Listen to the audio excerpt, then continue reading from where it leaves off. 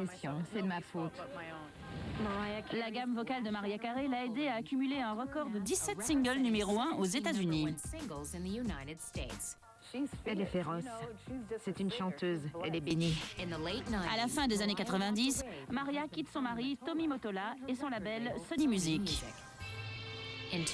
En 2001, la chanteuse signe un contrat de 80 millions de dollars avec Virgin. Pendant tout ce temps, Carey repousse de plus en plus ses limites. On travaille comme des esclaves et je ne sais pas pour les autres, mais c'est mon cas. Je travaille comme une bête de somme. Je crois qu'elle avait la pression et on attendait beaucoup d'elle. Quand on a autant de succès aussi jeune, le corps ne peut plus suivre. En 2001, Carey est invitée sur l'émission TRL pour promouvoir son film Glitter. Devant les yeux du public, le comportement de la chanteuse devient bizarre. Maria est allée dans le public disant qu'aujourd'hui, elle voulait juste traîner, regarder les arcs-en-ciel. Et tout d'un coup, elle s'est mise à se déshabiller. Même le présentateur Carson Daly ne semble pas en croire ses yeux.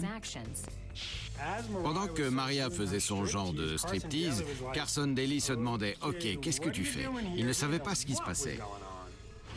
Si Mariah Carey a eu un moment difficile, tout le monde s'en souvient. Il est déjà difficile d'être simplement un être humain. Parfois, quand je suis exténuée et que je passe par une période difficile, je suis épuisée émotionnellement. Je dois me laisser aller. Quelques jours plus tard, Maria laisse un message sans queue ni tête sur son site internet disant qu'elle a besoin d'arrêter la musique un moment. Elle continue en disant « Je ne peux plus faire confiance à personne car je ne comprends pas ce qui se passe ». 24 heures après avoir fait cette déclaration, la diva entre dans un centre de soins spécialisé dans l'épuisement physique et émotionnel. C'est un métier très stressant, donc c'est bien qu'elle y soit allée et qu'elle ait ressenti le besoin de se retrouver. On doit être parfait, mais on ne l'est pas. On est des êtres humains.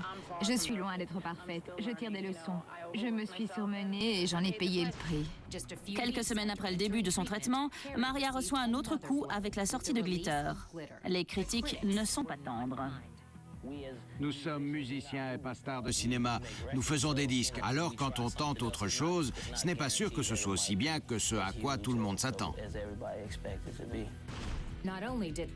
Non seulement Glitter fait un bide, mais d'après les rumeurs, le label de Maria aurait versé 26 millions de dollars à la chanteuse pour la libérer de son contrat. Elle a fait une dépression? J'en ferais une aussi si on était toujours sur mon dos.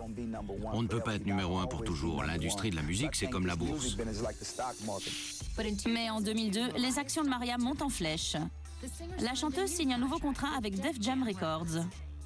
En 2005, une Carey revitalisée sort son 10e album studio. Elle est revenue avec The Emancipation of Mimi, avec lequel elle a remporté 3 Grammy Awards. Elle était de retour au sommet et elle y est toujours.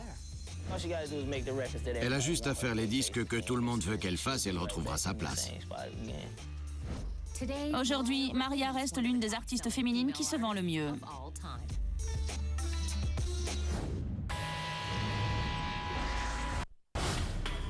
Pour la plupart d'entre nous, rencontrer une star en personne est une expérience palpitante.